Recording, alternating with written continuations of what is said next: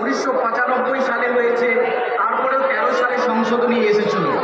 তাহলে আমরা 2024 সালে কেন বিরোধিতা করছি, এই অ্যামেন্ডমেন্ট বিলের কেন বিরোধিতা করছি? তার জন্য আমি কয়েকটি কারণ বলতে চাই।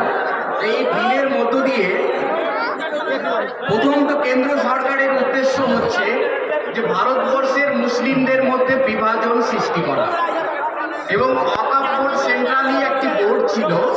এই বিলের মধ্য দিয়ে প্রস্তাব রাখা হয়েছে যে এখানে বোহরা এবং আফগানি সম্প্রদায়ের জন্য আলাদা আলাদা বোর্ড গঠন হবে।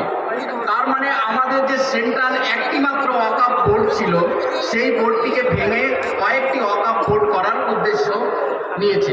তার প্রধান কারণ হচ্ছে মুসলমানদের মধ্যে বিভাজন সৃষ্টি করা, ওয়াকফ সম্পত্তিকে নিয়ে একটা নিজেদের মধ্যে সমস্যা ক্রিয়েট করা, যাতে আমরা নিজেদের মধ্যে লড়াই করি। তাহলে এইটার জন্য আমরা এই বিলের বিরোধিতা করছি। সেকেন্ড হচ্ছে যে আমাদের এখানে যে কেউ কিন্তু দান